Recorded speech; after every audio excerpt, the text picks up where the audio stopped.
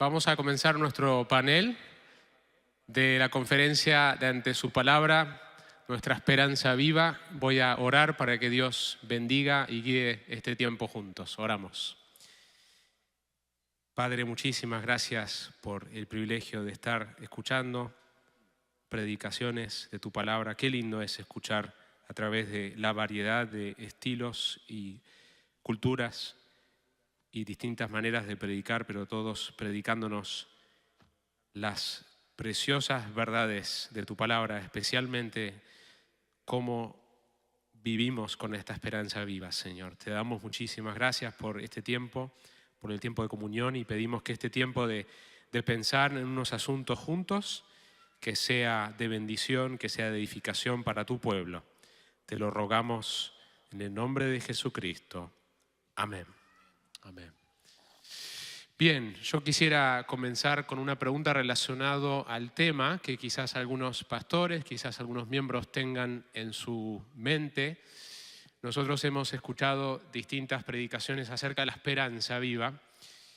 A pesar de que hay una variedad de posturas en los detalles de la escatología, en cuanto a qué va a pasar al final, hemos escuchado prédicas que nos han edificado, hemos escuchado prédicas que todos estamos de acuerdo con lo que hemos escuchado. Entonces, ¿cuál es la importancia para un pastor estudiar la escatología? Yo digo que están los escatofóbicos, están los escatomaníacos y están los escatoagnósticos. ¿Cómo tenemos una perspectiva adecuada a la luz de que hay diferencia de posturas en la escatología en cuanto a acercarnos al texto bíblico y mirar los detalles? Porque la Biblia tiene muchos detalles acerca de la segunda venida. ¿Cuál debe ser nuestra actitud? ¿Cuál debe ser nuestra manera de manejar estos asuntos?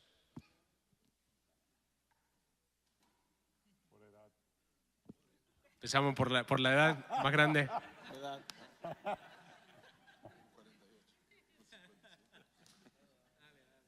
Bueno, esa pregunta se responde con un texto bíblico. 2 Timoteo 3:16. Toda la escritura es inspirada por Dios y útil.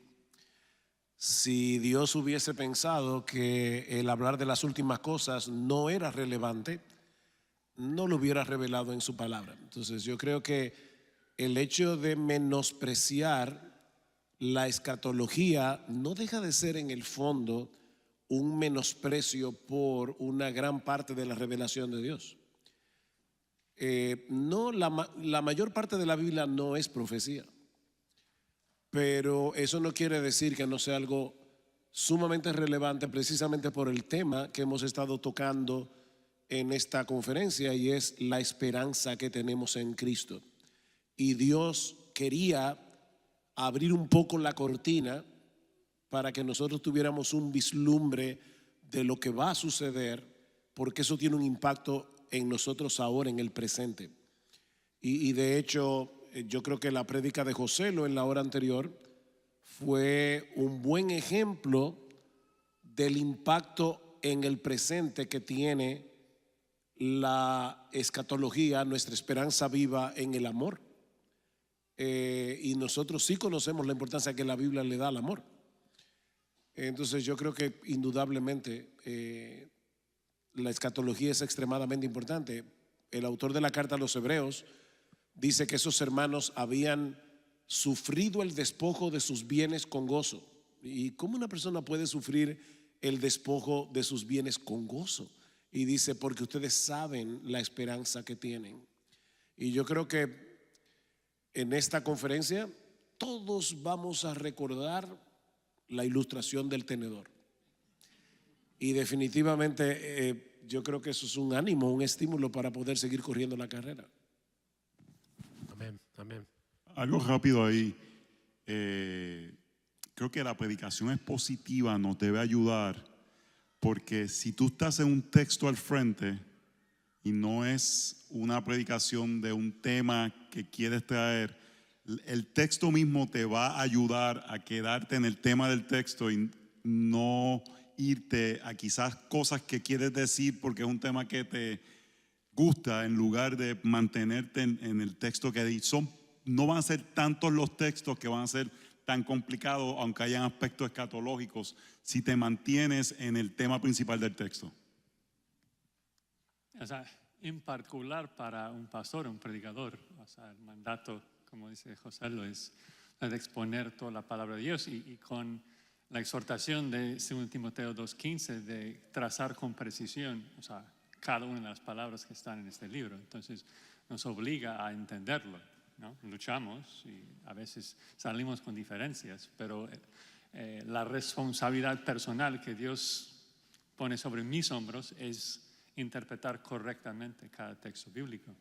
Y yo creo que fue muy importante el texto que citó hermanos José al final de su sermón también, sí, o sea, enfatizar nuevamente que es el hecho de estar esperando y pensando en la escatología que tiene un impacto tan fuerte en nuestras vidas, en la santificación progresiva, que dice, todo aquel que tiene esta esperanza en sí, voz activa, purifica a sí mismo, es activo en buscar la santidad, debido a que está esperando ver a un Señor Santo que viene pronto por nosotros.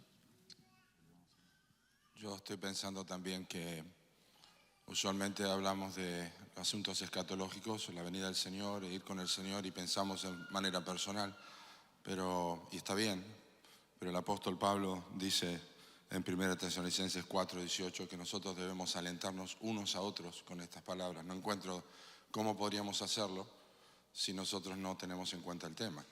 Más allá de que Pablo esté hablando puntualmente de algo, el aspecto general tiene que ver con la venida del Señor. Lo mismo segunda de Pedro, cuando Pedro dice que tenemos que ser hallados por Él sin mancha e irreprensibles en paz, estando en espera de estas cosas. Así que me parece que imposible que uno pueda vivir este aspecto de la vida cristiana, de alentarse y la vida de santidad sin tener en cuenta el aspecto escatológico. ¿Por qué ha habido en momentos de la historia de la Iglesia divisiones importantes en el tema de la escatología? Porque somos pecadores.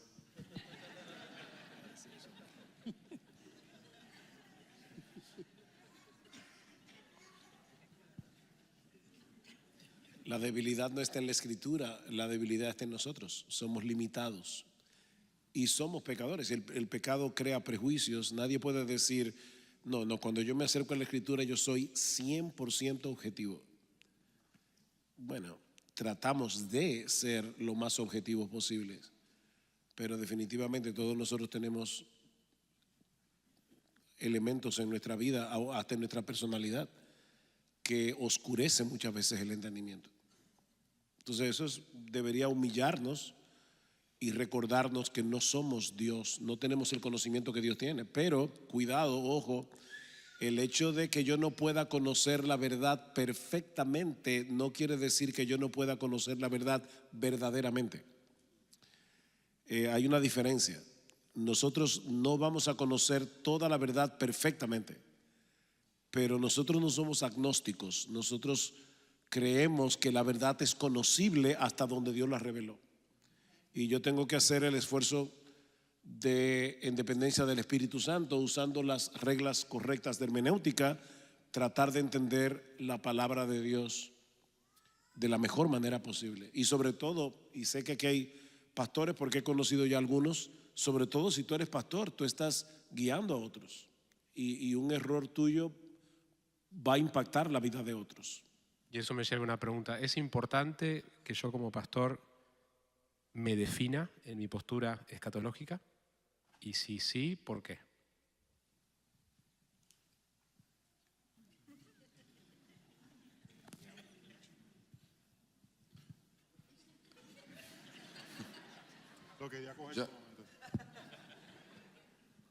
Yo creo que es importante que un pastor se defina en todos los aspectos que son vitales para la teología y la doctrina del cristiano y la práctica.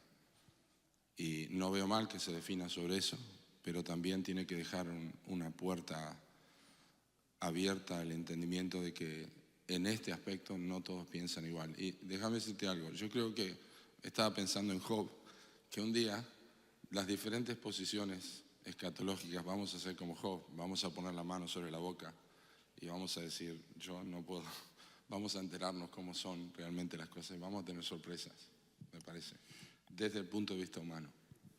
Y creo que esa expectativa o ese pensamiento, las diferencias que hay, como decía Sugel, tenemos que conocer verdaderamente la verdad. Hay cosas que no las vamos a poder sortear, evidentemente no las vamos a poder sortear. ¿Cómo yo manejo esa tensión? Parece que un día vamos a terminar reconociendo que no vamos a querer hablar más. Es importante tener convicciones en áreas que tienen repercusiones pastorales sobre las personas de nuestra iglesia. Entonces, para mí, una pregunta importante ahí es no solamente si debes definirte, pero por qué debes definirte. Y la razón que una persona se debe definir es porque tiene implicaciones de aplicación para la vida del creyente que tú vas a pastorear. Entonces, la motivación no debe ser hacer glorificarte en tu conocimiento, sino que debe ser un conocimiento que debe llevar a la aplicación pastoral para que las ovejas que Dios te ha encargado puedan ver la gloria de Jesús más resplandeciente. Entonces creo que en momentos el problema no es el definirnos, sino el corazón detrás de definirnos, que se debe reflejar de una forma que lo que debemos apuntarlos al final es que vean a Jesús. No pueden esperar por ese momento. Quizás van a vemos diferentes cómo se va a desarrollar. Y algo que dijo Suger es bien importante. Yo tengo un hijo adolescente que estoy tratando de enseñarle que pensamos profundamente acerca de las cosas teológicas, pero tenemos que aprender cuando paramos. Pero eso que tenemos que parar no quiere decir que no empezamos, sino que parte del ejercicio es saber, ok, hasta aquí es misterio. Pero yo creo que muchos creyentes como que todo es misterio y no nos forzamos a pensar profundamente en aspectos que son importantes porque tienen implicaciones. En días difíciles yo quiero pensar en la realidad de que voy a ver a Jesús, de que no puedo esperar que ese momento llegue. Y cuando mi alma está cargada o triste, tengo que meditar en ese momento, quiero pensar en esa situación, quiero animarme con eso y quiero enseñar a la iglesia que haga eso. Es interesante que pudiéramos decir que el libro de Apocalipsis es para animar a cristianos que estaban en dificultad, no es para meterle miedo a nadie. Entonces el propósito es poder afirmar nuestra fe, y por eso es que es importante poder pensar sobre esto. Yo creo que si un pastor está comprometido, como Pablo dice, con predicar todo el consejo de Dios a la iglesia, y quizás se siente desafiado por libros pesados como Apocalipsis, eventualmente va a llegar ahí. Y eventualmente la escatología no está reservada y encuadrada en Apocalipsis bajo 7 candados. La escatología está metida en toda la escritura. Entonces, si uno está comprometido con predicar cada pasaje de la escritura, eventualmente va a tener que predicarlo y tomar una decisión en la escritura. Tratando de ir al punto específico, creo que planteabas. Claro que estoy 100% de acuerdo con lo que se ha dicho, cada pastor tiene que tener sus convicciones. Creo que las etiquetas no siempre ayudan en el sermón. O sea, yo soy premillenista, yo soy calvinista, yo soy esto, el otro. Como que en contra de los que están mal. Es como a veces lo presentamos. Y tal vez no ayuda a presentar esas etiquetas en nuestro ministerio público, a simplemente predicar lo que dice el texto, y obviamente la persona que está escuchando se va a dar cuenta de lo que nosotros enseñamos. Pero a veces las etiquetas dividen entre cristianos en vez de vernos como hermanos que estamos colaborando en el mismo reino. Excelente. ¿Vos ibas a decir algo más? Sí, iba a decir que justamente lo que menciona Josías, que probablemente los creyentes en la iglesia van a venir con una de dos etiquetas. Y el corazón pastoral, agregado a lo que dice Joselo y lo que dice Josías, es cómo va a enfocarlos en Cristo y no en cualquiera de estas dos etiquetas. Y me parece que ayuda a que volver el pensamiento al concepto bíblico de que Cristo va a volver. Porque en definitiva eso es lo que le va a ayudar en su vida cristiana. Eso es lo que 1 Juan 3 dice, ¿no? Excelente, buenísimo. Bueno, paso a otras preguntas que han hecho que no están relacionados con este tema, otros temas. La primera pregunta es, como miembro de una iglesia, ¿cómo me someto a mi pastor? ¿En el contexto de la escatología o qué? No, es una pregunta más amplia, en general. O sea, la pregunta es, como miembro de una iglesia, ¿cómo se manifiesta, supongo, mi sometimiento a mi pastor?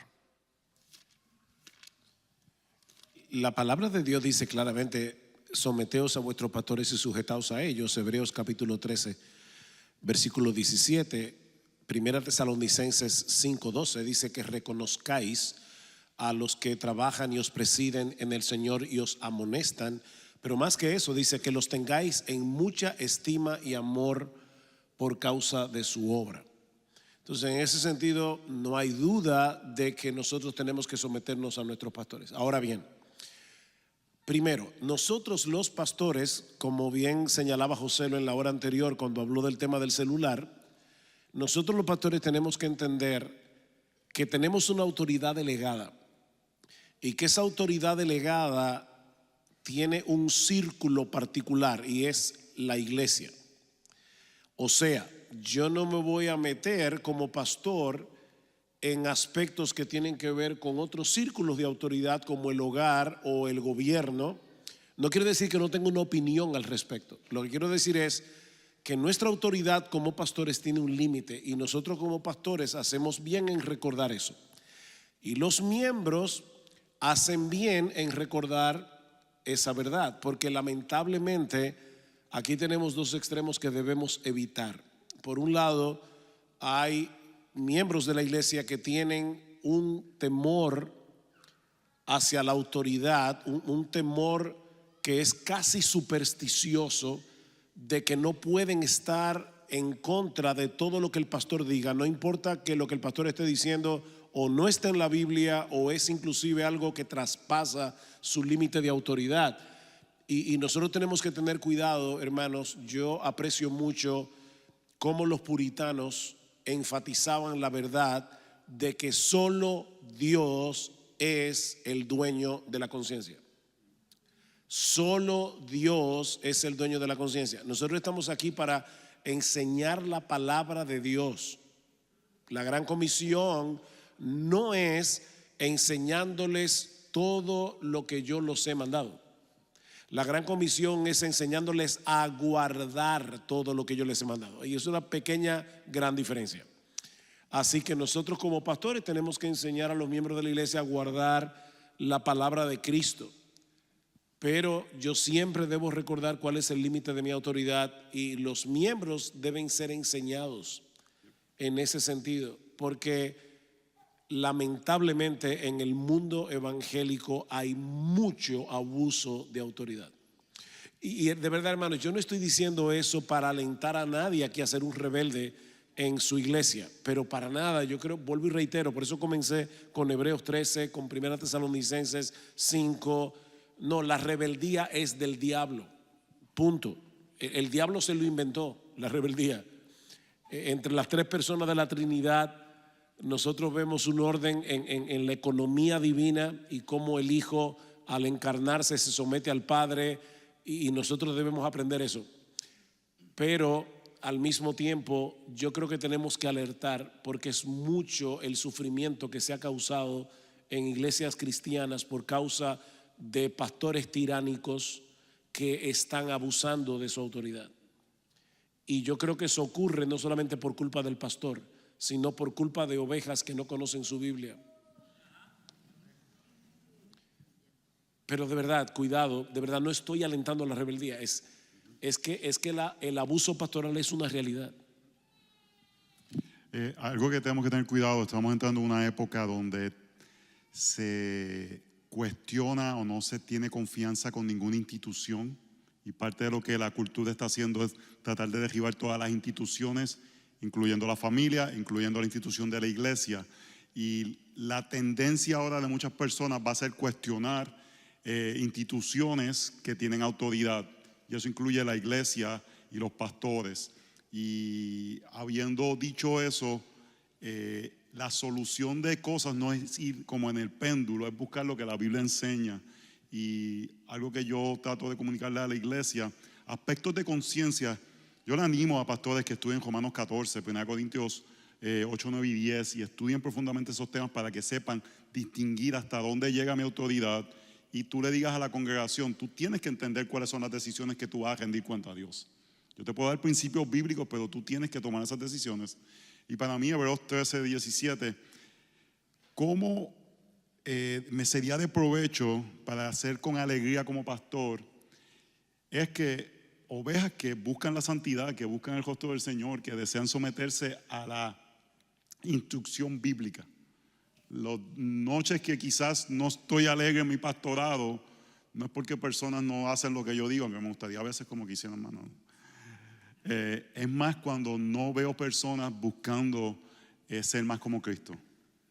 Quizás siguiendo la cultura, quizás siguiendo mundanalidad. Y entonces en ese sentido la forma de someterte a tus pastores, no es decir, es buscar ser más como Jesús. Amén. Bien, la otra pregunta que tenemos acá es ¿cuáles han sido algunos de los puntos ciegos que ustedes han visto o percibido en cuanto al movimiento de las iglesias reformadas a lo largo de los últimos años, para que podamos estar conscientes de ellos y guardarnos y librarnos de los mismos? Muy buena pregunta.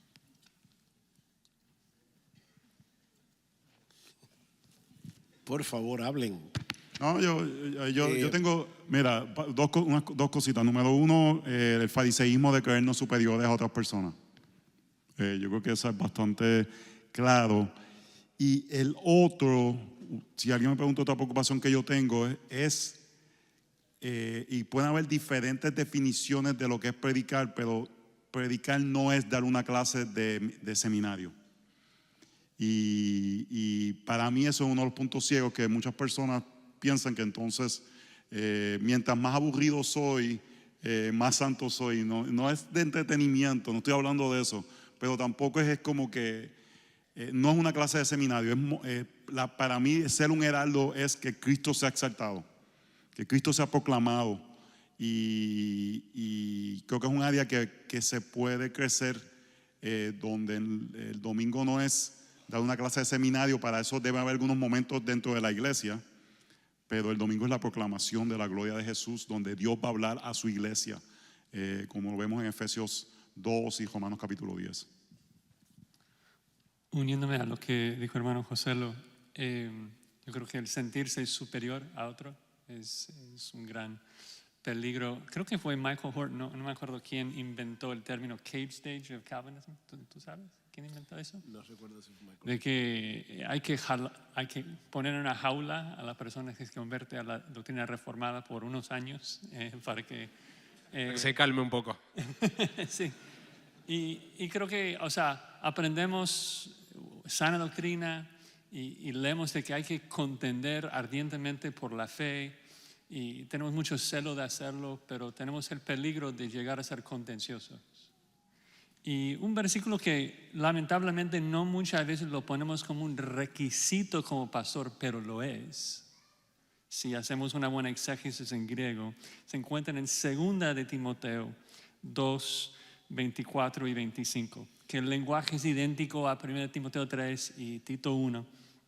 Dice que el siervo del Señor, la palabra griega es necesario que no sea contencioso, sino amable para con todos, apto para enseñar, sufrido, que con mansedumbre corrija a los que se oponen, por si quizá Dios les conceda que se arrepientan para conocer la verdad y escapen del lazo del diablo, que están cautivos a voluntad de Él. O sea, aun cuando estamos contendiendo con el falso maestro, lo hacemos con el espíritu de verlo salvo, o sea, porque queremos que adore a Cristo y queremos hacerlo con mansedumbre y no buscando pleito, no buscando controversia, que a veces luchamos con esto. Entonces, mi consejo para pastores jóvenes que están recientemente llegando a las doctrinas reformadas: exponer la Escritura, no buscar controversia, no buscar pleitos, simplemente exponer la palabra pasaje tras pasaje y evitar ser contencioso. Claro que tenemos que defender el Evangelio contra las mentiras, pero como personas la gente debe vernos como amables, que buscamos la salvación de otros y no contenciosos. Eso me lleva a una pregunta, si puedo hacer un seguimiento a ese comentario, porque no quiero asumir que toda la audiencia acá y por internet tiene este concepto claro de doctrinas de primer nivel, segundo nivel, tercer nivel. ¿Pueden hablar algo respecto a eso que pueda ser útil para quienes quizás no han pensado en esas categorías? Y algo que quisiera decir rápido ahí, aunque sea primer, segundo, tercer nivel, yo voy a tener contienda contra la idea, no contra la imagen de Dios en la persona. Entonces uno batalla ideas, no batalla la imagen de Dios de la persona. Y usualmente una persona que se tiene que burlar, mofar, minimizar a alguien, es que no tiene más argumentos. Y esos son los que vas a utilizar. Y en ese aspecto, no importa que sea la herejía más grande del mundo, puedo hacerlo sin minimizar la imagen de Dios de esa persona. Una pregunta para ustedes, panelistas. ¿Ustedes creen que todos manejan aquí el término reformado de la misma manera? Porque la pregunta fue... No, diría que no, claro. Habría que quizás especificar eso. La caja de Pandora. Bueno, si vamos a hacer lo más simple, ¿verdad?, que se puede. En el momento en que surge la reforma protestante, los reformadores levantaron dos banderas, ¿verdad? Lo que se conoció como el principio material y el principio formal de la reforma, la justificación por la fe sola y la suficiencia de las Escrituras. Sin embargo, luego la reforma se divide en dos grandes ramas, porque por un lado se fueron los luteranos y por el otro lado los que luego fueron realmente conocidos como reformados, sobre todo durante la era puritana, porque la iglesia anglicana, que surge, ¿verdad?, teniendo al rey de Inglaterra como cabeza, creía de paso lo que yo diría la gran mayoría de las iglesias evangélicas creen en el día de hoy, y es que en la iglesia se puede hacer todo lo que Cristo ha mandado, obviamente, pero también lo que Él no ha prohibido. La reforma, la iglesia reformada afinó más ese foco y dijo: no, en la iglesia de Cristo solo se debe hacer lo que Cristo ha mandado.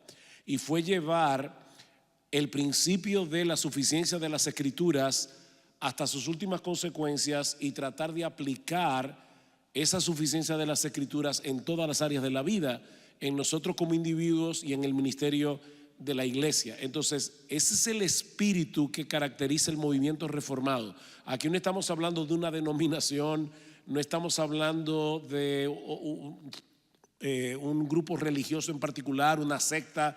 Estamos hablando de un espíritu, un principio que debemos seguir y llevar hacia adelante el espíritu reformado. De hecho, creer en las doctrinas de la gracia no te hace reformado. Tú puedes tener una soteriología reformada y no necesariamente ser reformado en el sentido en que lo estamos definiendo aquí.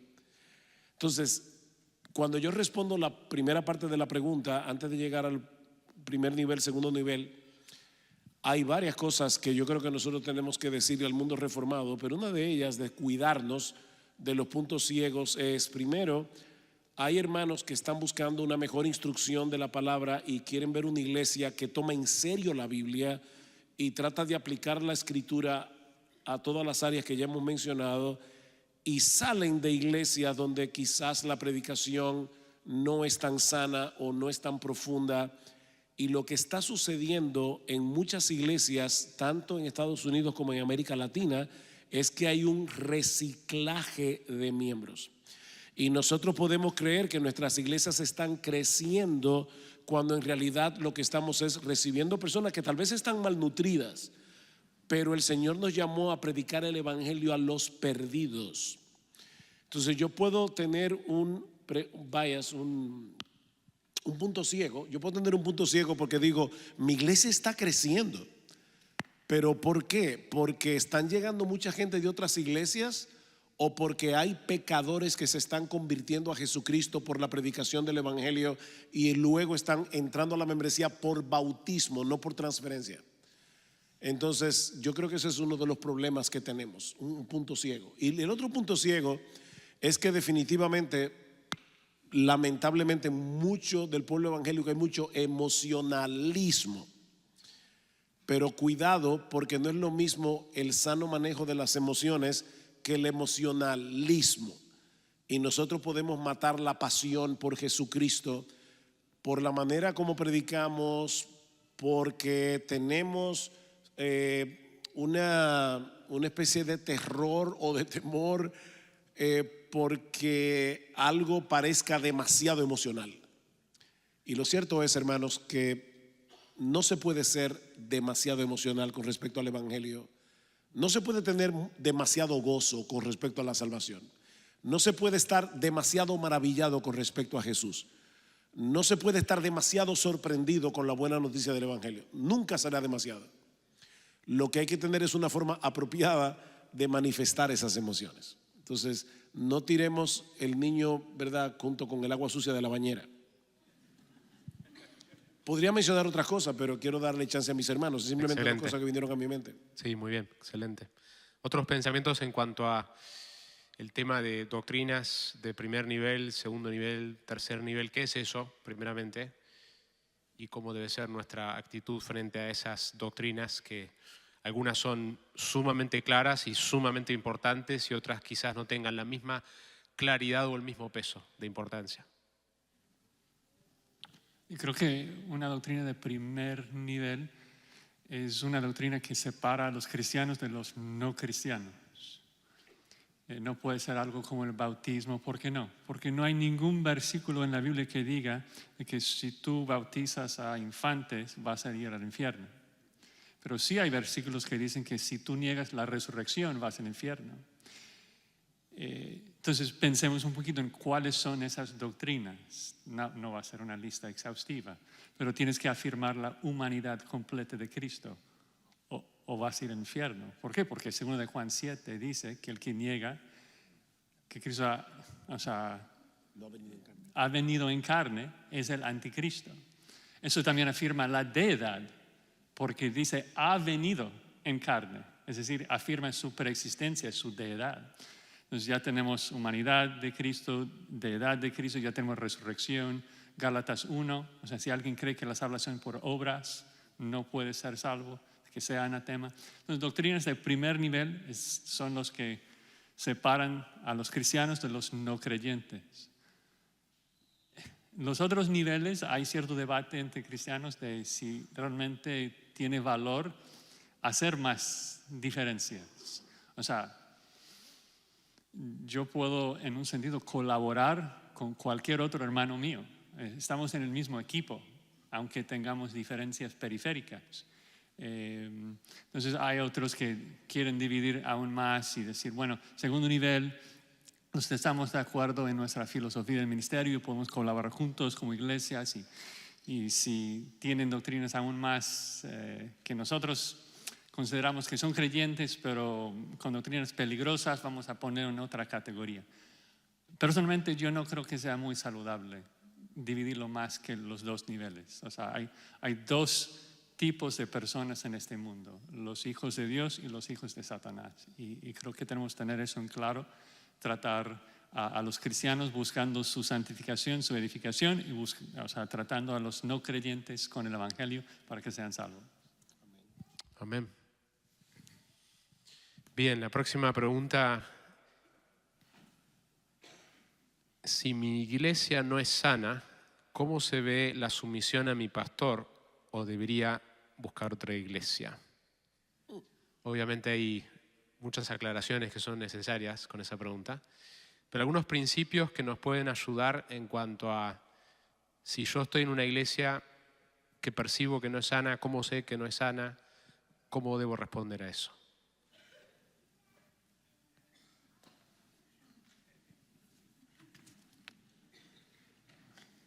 No, o sea, hablar de salir de una iglesia obviamente es algo muy serio.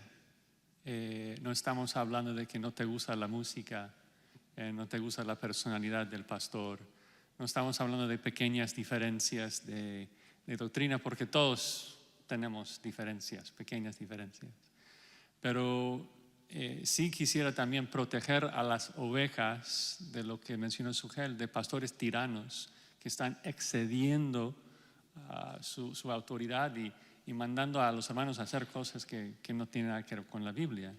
Si tú estás en una iglesia y no puedes servir al Señor, no puedes usar tus dones, si tú no puedes adorar a Cristo con una limpia conciencia porque el pastor está en pecado, yo creo que Dios te permite buscar un lugar donde tú puedes utilizar tus dones y buscar la edificación de la iglesia de Cristo en otro lugar, y no estás obligado a estar sometido a alguien que está en pecado en su abuso de autoridad. Y simplemente dice que una de las señales más obvias de esto es cuando el pastor no te permita cuestionar nada, cuando él dice tú tienes que estar sometido aunque no tenga versículo bíblico. Ya sabes por seguro, cuando cita de que no puedes tocar al ungido, de que no está interesado en la escritura y en tu santidad, está interesado en mantener su control. Yo iba precisamente por ahí al final, porque es interesante que Pablo le dice a Tito: por esta causa te dejé en Creta, Tito 1:5, para que corrigieses lo deficiente. En este caso era que no había un liderazgo establecido, pero el punto es que en iglesias de Cristo hay deficiencias. O sea, Pablo está diciendo: yo te dejé en Creta para que tú corrijas lo deficiente. Entonces, yo creo que una iglesia puede tener deficiencias, pero si el ministerio pastoral, el liderazgo es enseñable, las ovejas pueden venir y decirle: pastor, no entiendo por qué esta iglesia hace tal cosa, ¿me lo puede explicar con la Biblia? Y no decir simplemente yo soy el pastor y ya. No, nosotros no somos católicos romanos. O sea, yo no creo que hay papas en la iglesia. Entonces, si no hay papas infalibles, de hecho, como oí una vez a alguien decir en una conferencia como esta, decía que hasta el papa, si fuera casado, sabría que no es infalible.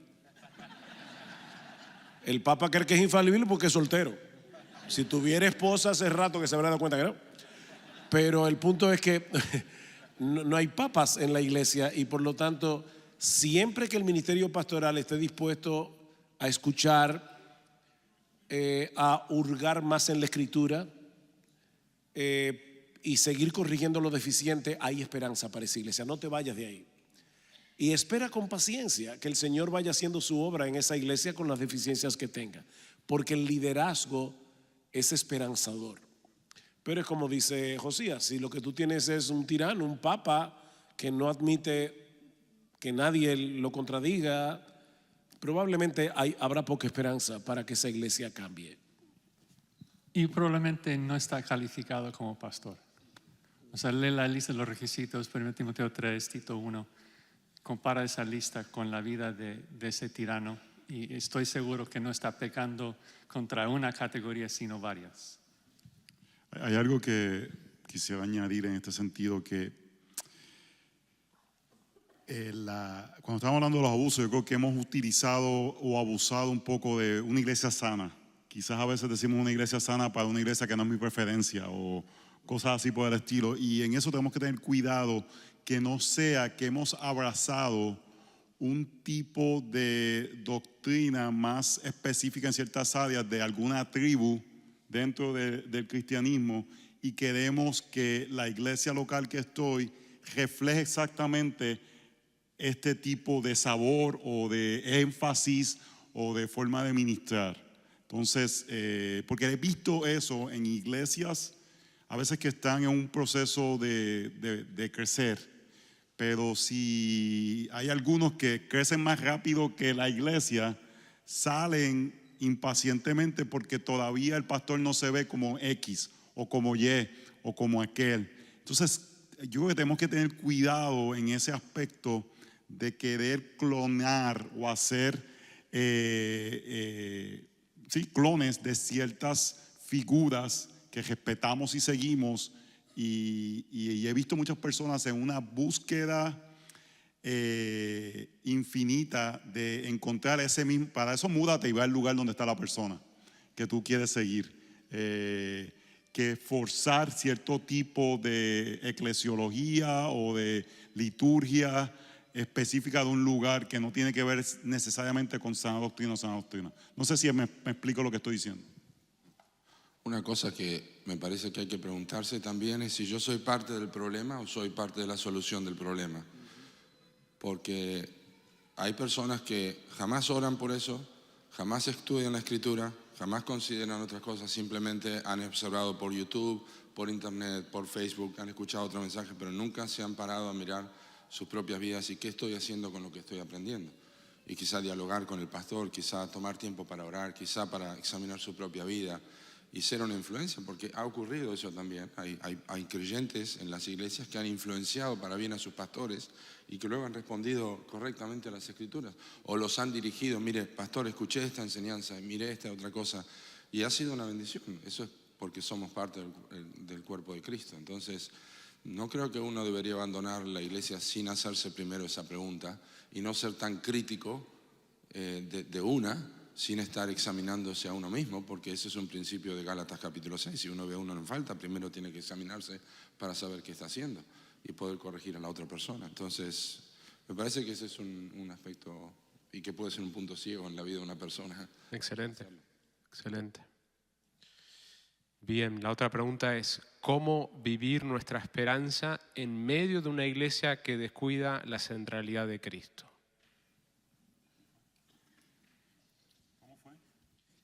¿Cómo vivir nuestra esperanza en medio de una iglesia que descuida la centralidad de Cristo?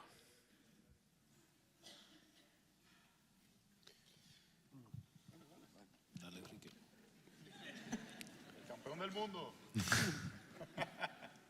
Nunca mi contexto justifica que yo no pueda vivir algo a la luz de la palabra de Dios.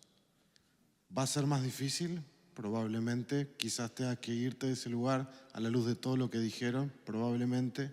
Pero yo no puedo justificar mi falta de esperanza por el contexto o las circunstancias en las que estoy viviendo.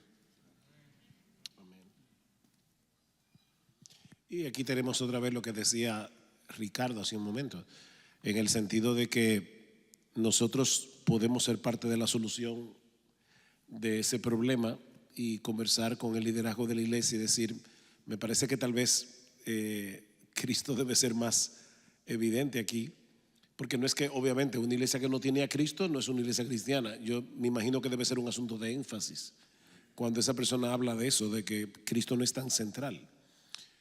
A veces nosotros nos divorciamos psicológicamente de la iglesia como si nosotros no fuéramos la iglesia. Yo escucho creyentes decir, es que la iglesia, ¿y tú eres miembro de dónde? Siempre recuerdo esa historia de, ¿verdad? El individuo que está sentado en un parque y de repente llega un señor y se le sienta al lado, no se conocen, comienzan a hablar y al poco rato pasa una señora y él le comenta, ¿tú ves esa señora que está ahí? Me da una pena porque esa señora tiene un matrimonio súper desgraciado. ¿Y cómo tú lo sabes? Porque yo soy su marido. Yo no puedo decir que esa señora tiene un matrimonio desgraciado. Es que yo soy la iglesia. Nosotros somos la iglesia. Entonces, si mi iglesia no tiene tal o cual cosa, yo tengo que preguntarme, ¿yo soy parte de la solución o tal vez soy parte del problema? Y comenzar a trabajar esas cosas. Y como dice Enrique, o sea, yo tengo que tener mi esperanza clara porque yo tengo mi Biblia. Y mientras tanto voy a orar y voy a hablar con el liderazgo y voy a tratar de ver cómo se puede corregir lo deficiente. Pero yo tengo que mantener mi esperanza en Jesús, independientemente de cualquier cosa. Quiero animar a algo. No hagan esto. Cuando vayan a animar a un pastor, no vayan y dígale, pastor, escucha a este pastor. Sino que usted estudie el tema, y eso le va a tomar tiempo, y no solamente estudiarlo, internalizarlo y poder tener el comunicarlo. Entonces eso le va a dar un tiempo para usted procesarlo, usted poder tener la capacidad de decir sus convicciones, porque no sería justo decir simplemente, vete y escucha sino que estás mostrando un respeto de que es algo que no simplemente escuchaste, sino que es algo que se ha convertido en una convicción en tu vida. Muy bien, última pregunta. ¿Cuál fue el consejo que más lo ayudó en sus primeros 5 años de ministerio pastoral? ¿Qué consejo darían hoy a nuevos pastores jóvenes? A mí me dieron uno que en verdad fue predica la palabra y discipula a hombres. Eso fue como que el enfoque de esos años. Predica la palabra y discipula a hombres.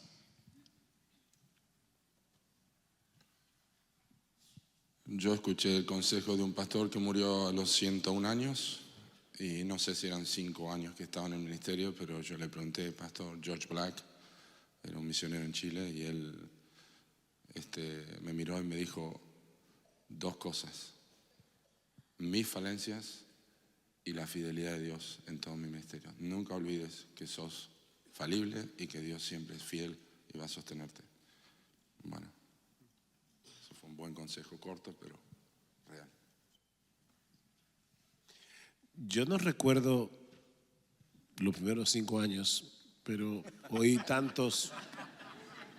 Es que hace un poquito de tiempo. Hacen ya unas cuantas libras y unos cuantos cabellos atrás, pero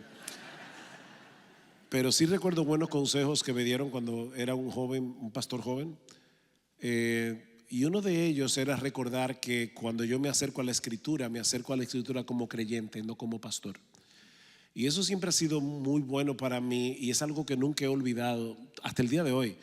No leer la Biblia para buscar sermones, sino para encontrarme con Dios y para escuchar su voz a través de su palabra. Yo soy un creyente común y corriente cuando me presento delante del Señor cada mañana. Yo no soy un pastor, yo soy un cristiano. Y recuerdo a un pastor de mucho tiempo en la fe, de hecho ya es un pastor retirado, pero él nos decía a un grupo de pastores más jóvenes que su identidad era cristiano, no pastor, su identidad primaria. Y él decía, recuerdo, si algún día me da una embolia y ya no puedo volver a predicar jamás y no puedo pararme en un púlpito jamás, ya no voy a poder ser predicador, pero sigo siendo cristiano. Y es tan hermoso recordar esa identidad primaria que todos nosotros tenemos. Somos cristianos. Y de hecho, hablábamos ahorita del abuso pastoral, y yo creo que en parte es porque olvidamos los pastores que somos ovejas. Y por eso es tan bueno tener una pluralidad de pastores donde haya hombres que nos pastoreen, porque nosotros necesitamos ser pastoreados también. Yo no tengo, aunque Greg me dio muchos consejos. En la era gregoriana de la iglesia. En la era gregoriana de la iglesia. Creo que la verdad, que dos verdades que parecen muy simples, pero siempre me han sostenido. El mayor problema que yo tengo como pastor es mi propio pecado, mi corazón. Y la segunda, Dios es bueno y Él nos sostiene. Buenos consejos. Para no repetir, que lo primero que me vino a la mente era predicar y entrenar ancianos. Segundo, buscar la santidad. Pero en particular, mis primeros 5 años en el ministerio fue de capellán de un hospital. Y el pastor que me entrenó era sumamente dotado en el evangelismo. Increíble cómo podría tocar el evangelio en 3 segundos con cada persona con que hablaba. Y él siempre me decía a mí, cada vez que estás con un crédulo, intenta meter un gol. No importa si estás muy lejos de la cancha y parece que nunca va a entrar, pero di algo. Y tenía una habilidad que una persona se queja de algo y dice, "Ay, las consecuencias de su pecado son terribles". Y sabes que no podrías creer la cantidad de veces que luego alguien comienza a llorar. Claro, o sea, muchos, qué raro, qué loco, ¿no? Pero yo me sorprendía de la cantidad de veces al simplemente ser fiel en decir algo al mundo incrédulo, de que allí es donde Dios obra, cuando hablamos de la palabra de Dios en las oportunidades que Él nos dé. Y soy terrible en eso. Dios me ayuda a ser más valiente, pero es un reto. Ha sido un reto esos 20 años desde que me lo dijo. Hay que ser un Messi.